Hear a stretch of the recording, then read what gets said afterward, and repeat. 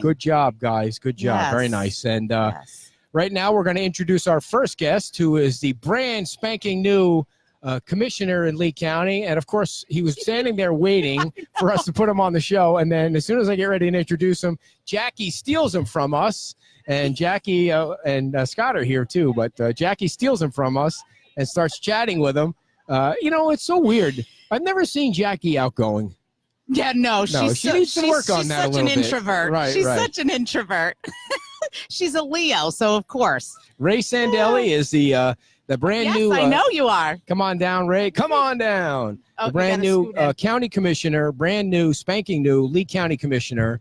Ray, say hello to everybody. We're live on Facebook, nice and close to the mic, and we're live everywhere across the world and across the globe. Thank you. What a beautiful way to start the day. Yes. Yes.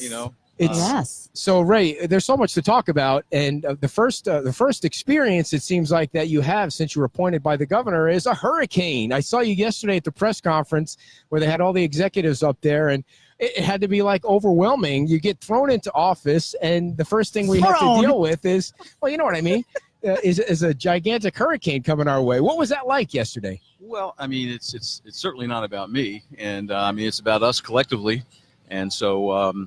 We're all dealing with it. We're all trying to figure out, the good thing about a hurricane, if there's a good thing, is there's a lot of tracking, a lot of things that are going on. I would be much more uncomfortable maybe in Oklahoma when, you get something during the middle of the night, a tornado or something. So, look, I've lived in Florida for a lot of years. We're all concerned about it. You can't take it for granted. You have to prepare.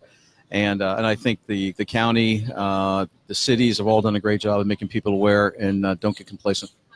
And I know that as I was reading your bio, your naval experience and your experience with the Blue Angels, I imagine there's a lot of planning that goes on in those kinds of things. So that might be a skill that you have to lend to this situation that blends well with planning and being prepared.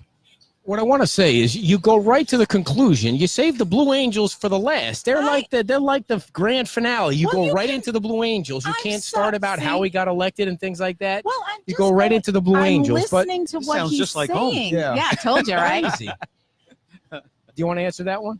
Or do you want to wait till the end now? Whatever you want. I'm here for you. All right, we'll save the Blue Angels to the end because fine. it's like I think for all of us. I mean, as you go through this journey of life. There are life experiences that you take with you, and I think it all leads you down the path, either confirms where you want to go or it challenges you and makes you go in a different direction. So let's talk about how you got elected or appointed, rather, to the position. There was, I don't know how many, 15 people that were interested in the position, and you get the call that the governor wants you to at least occupy the seat until the election. So what was that like? Well, two things. One is I've always had an interest in politics, because a lot of the work I did in my corporate work, a lot of things were, an association between the public and private sector. So I interfaced with a lot of folks, and so nothing happens isolated. Everything has to work together. I had been asked before in different cities that I lived in and worked if I had any political aspirations, and at the time I was married and raising kids and enjoying my work, and so I didn't really think too much about it at the time. I think it's a matter of timing. About 6 weeks ago, I was just a happy citizen of Lee County. Everything seemed to work, and it was great. Dane Eagle, who is in our office, he and I would talk on occasion about different things, and I was just curious, just about how things worked from his side because I had somebody so close. And he said one day, and along with one of our partners, that the governor was looking to fill his seat, and would I have some interest? And I said, well, if you want to put my name in, that's fine. I said, but I'm going on vacation, and and so I went on vacation. Went up on Saturday, and then on Tuesday I got a call from the governor, and it was, I think, it was surprising only in that it happened much quicker than First of all, I had no idea if I was a viable candidate or whatever. But it happened very quickly. I think that was the biggest surprise. On the other hand, I was an honor. I'm glad I took it. I had to cut my vacation short, but long term, I think it was a good move. So did you say the governor called you? Did he call you direct? Was it the governor that called you? The governor. Okay, so tell us about that when the governor, hi, this is Governor DeSantis. Well, I was back at the house making a sandwich for lunch, and and the phone rang, and it was one of his assistants, and said, "I'm so and so, and Governor DeSantis would like to talk with you." And my first reaction was, because I work with a great group of people, and I thought, these guys are pimping me. Nice. And so I was going to say, well, does he want a ham or turkey sandwich? And I thought, don't get cute with this. This might be it, just in case, which was, you get a little bit older, you get a little bit smarter. And so he came on the line. He was very cordial. He said, Ray, he said, I have your paperwork here.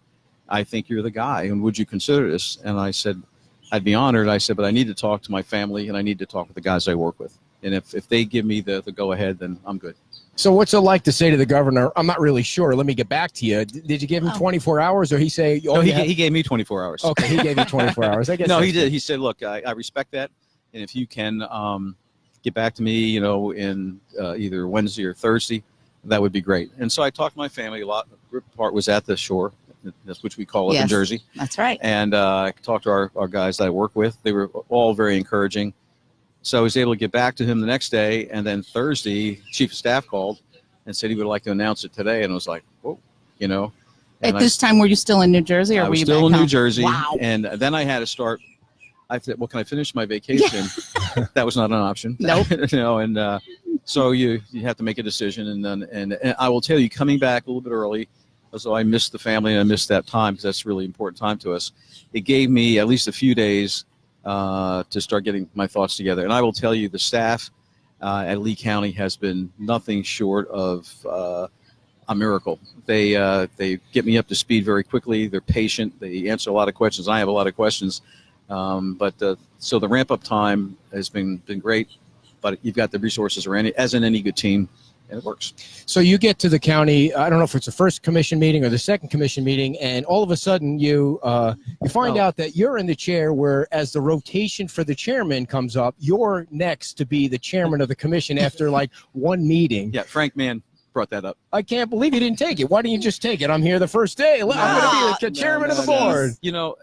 My approach to this job, my approach to anything is I want the best person in any chair that's the best for the citizens of Lee County.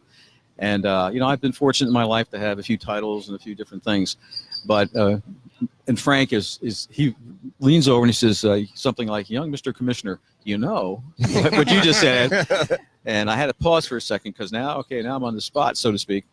And I said, the only good thing about growing old is you know what you know, and you know what you don't know. And I said, Brian has done a great job in the meeting. Yeah. I think he's the right guy to do this. And, I think in our lives, personal lives, professional lives, you're looking for minimum disruption. Right. And I just have great admiration for Brian. And, if I go for re-election, my time will come. We'll see. Right. So, not yet. That, That's the second to last question, dear. Yeah. There's an order here that you That's right. did not. That's right. That's the way you ask political questions. They're in a certain order. You go with the flow of conversation. The flow of the conversation stays with the county commission meeting right now. Because Brian, I want to make sure we talk about Brian. He really does. And he does a great job. It seems like there was no argument over, maybe it should be me, or maybe it should, let's take a vote or something. Everybody seemed to say, okay, Brian's doing a good job. I think in any team, any group, whether it's private, whatever, you put the right people in the right place and let them do their thing. When it becomes about ego or something like that, that's when things get off rail. So okay. So yesterday the county holds a press conference basically at 10 o'clock where they, we didn't really know. It looked like maybe we're going to get some more of the storm than we thought today. So the county holds this press conference at the Ops Center, which is. You need to go over there and see that on the other side of the glass, where they don't amazing facility, where they don't let the gerbils like us, which is fine. But to look at what they have set up behind the glass is unbelievable. But sort of like the Wizard of Oz. She did. She opened the curtains, and it was like NASA. It was like NASA Junior. You saw the big screen and everything going on. It's amazing. It is. It really is. When I was up in Tampa, Southern Command, which runs the war, we had an interface between the public and the private side. And you go in there, and it's almost kind of the same thing. They have a zillion screens. They have a lot of people, everybody doing different things. And it's that was my first impression when I first saw that. Well, the first thing I said to Betsy was, am I allowed to take a picture? Because I wanted to take a picture of that. And she's like, no, you can take a picture. Because one of the other guys wanted to go in there. And she's like, no, you're not going in there. No. Which I get, you keep the riffraff out. I took a picture. Yes, I can send it to you. So now I know it's okay. So the water issue. Let's talk about the water issue. Sure. Obviously, a huge issue in Lee County. And I guess the first question is, do you feel like the county is doing enough to address the water issue? Well, everything I do, I try to look at the macro side of things and then drill down, because there has to be a linkage in all of this. Water is a global issue. It really is. It sustains life. We sail on it. We a bunch of things. So I think that when you look at the global issue, my youngest daughter is a marine biologist. Yes. So I have my own in-house water council. Her passion in life, was always the oceans. And she's a marine biologist up in Tampa. She's doing some great work on coral restoration. We talk a lot about it. So, her concerns of, dumping in the ocean and stuff. So again, on the macro side. So you look at that, then I think you take it down to the state level. I like what the interest and the awareness that Governor DeSantis has brought, to the table.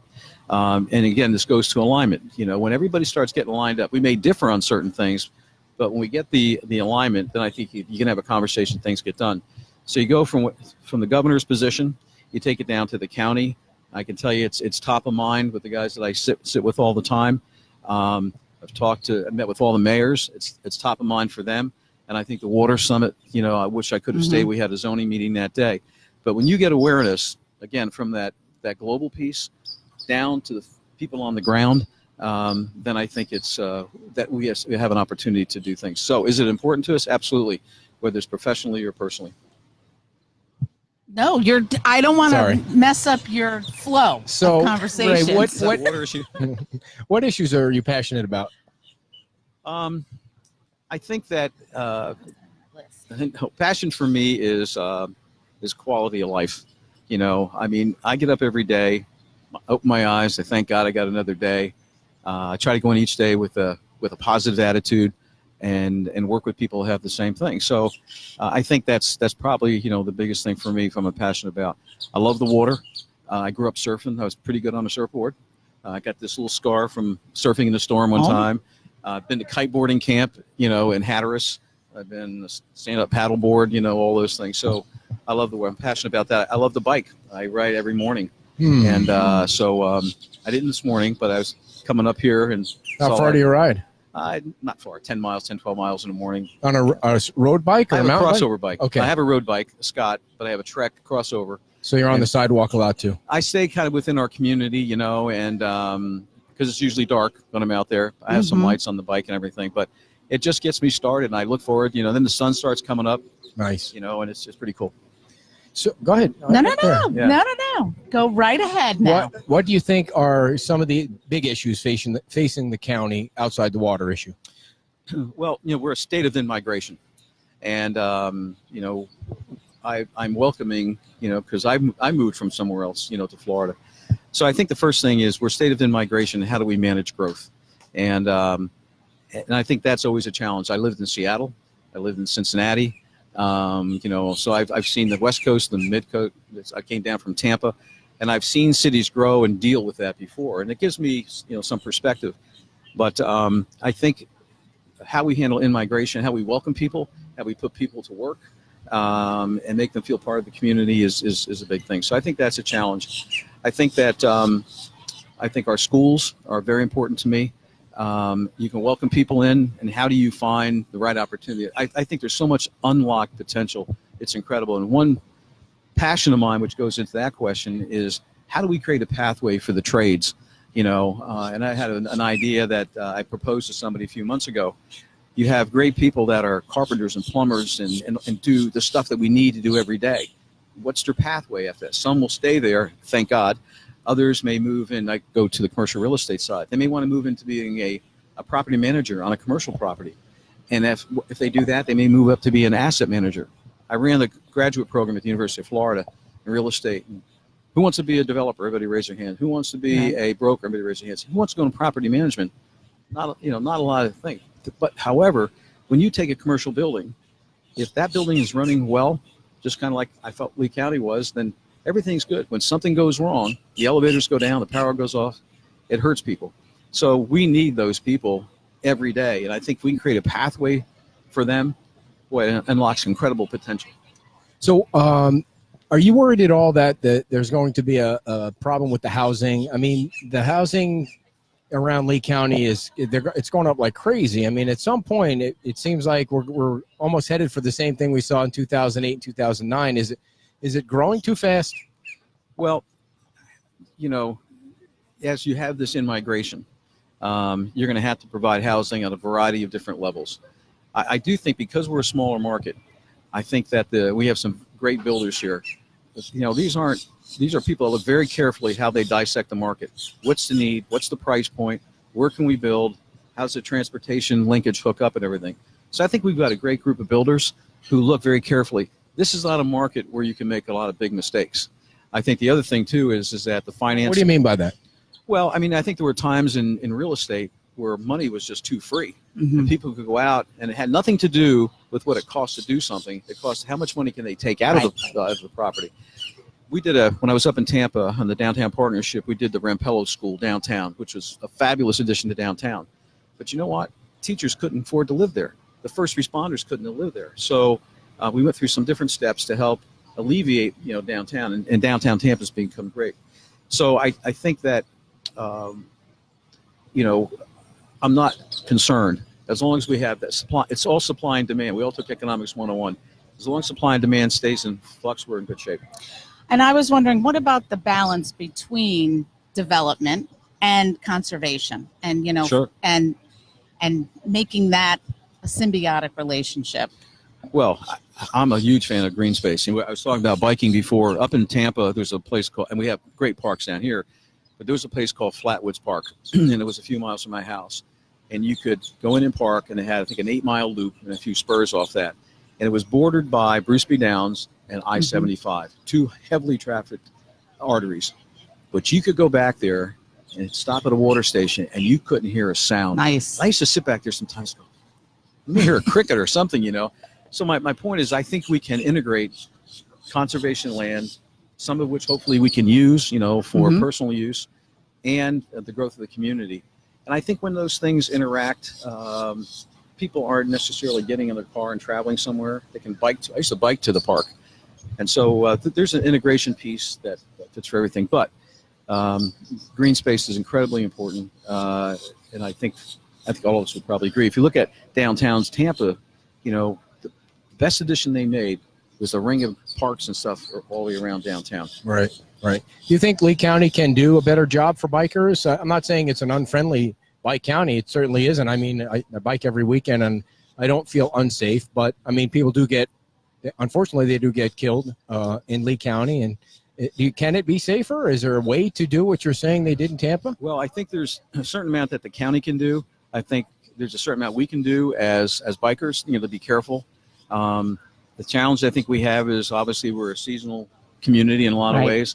We get people come down who aren't familiar with where they need to turn in or turn out. Yeah. Bike etiquette. Some are getting a little bit older, and and there's as I am, and so you have. How old are you?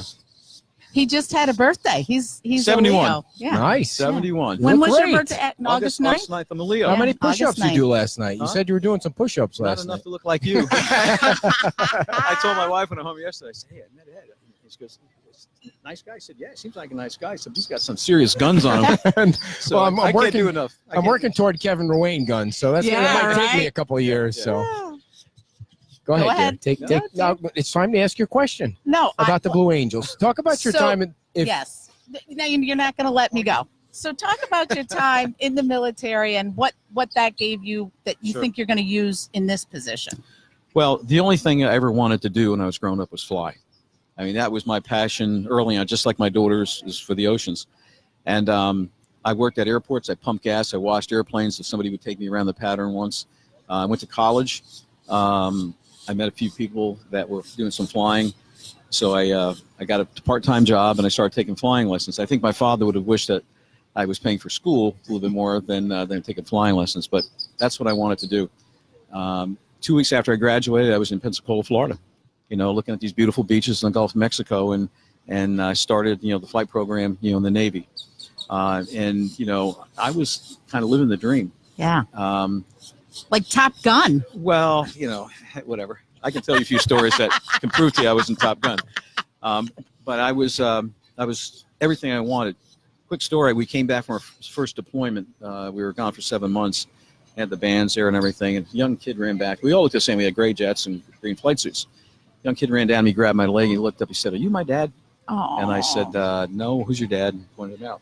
The point was, that's the day I decided I was going to eventually get out of the Navy, because I wanted a family. I wanted to be home like my dad. We came from very simple means, but I wanted to be like him. And I wanted to have that family, connection.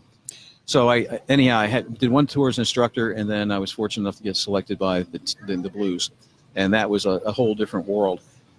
Number one, anybody that has worn the uniform of the country, I was extremely proud to do that.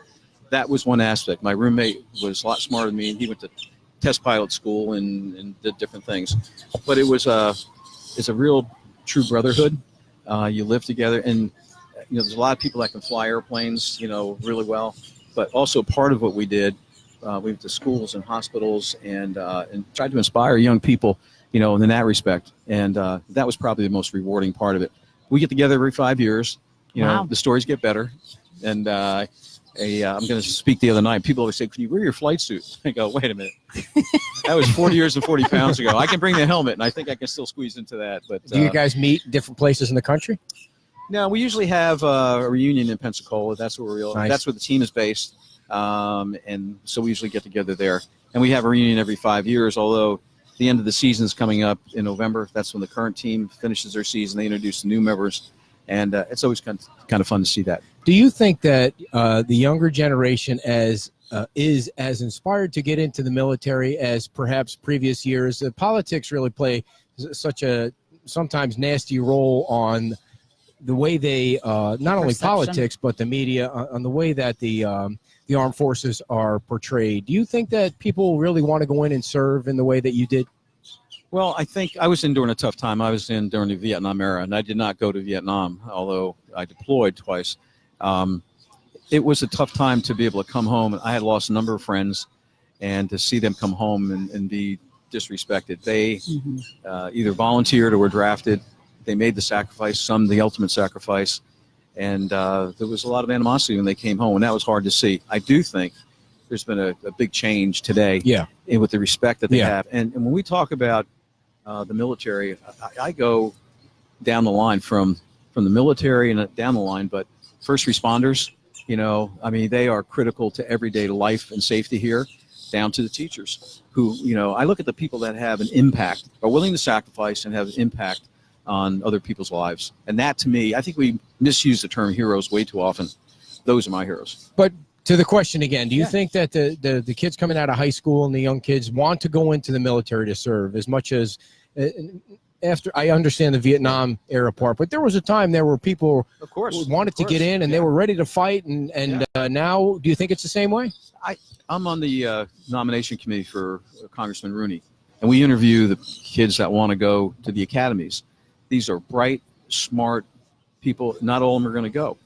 And then we do a reunion. We do a thing for the Wounded Warriors, the Blue Angel Foundation, up the Naval Academy every year. We do one on the West Coast as well. And the superintendent, whose call sign is Slapshot because he was a hockey player, he was telling us, we had a private dinner with him, that we have kids that don't get accepted their first year, go somewhere else. Don't get accepted their sophomore year, go somewhere else. Third year, and are still reapplying just to have the experience of going to the academy. So I think there's a lot of young people out there. There's a lot of different ways to serve. I think it's much more acceptable today. It's a great education. Yeah. You learn a lot about values and each other. So what is your impression of politics now that you've been there a few weeks? I think you're breaking up. No. I'll tell you, I would not have said yes if I didn't know Brian and Cecil pretty well. They're the two I knew the best, and they're quality people. And whether it was going to naval aviation, whether it was the Blues, I looked at those guys and said, I could work with those guys. I would like to be a part of that and see if I can contribute in some way. I hope that in the course of whether it's the military or public service, first responders, teachers, I hope young people are looking, and I think more are. I think the young people today are looking to have an impact on other people's lives. And I think that will probably be the biggest motivation for them, and we should encourage that. Are you going to ask? Go ahead. So I know it's new. Wait, let me see if I can find the drum roll. I know it's new. You're just in.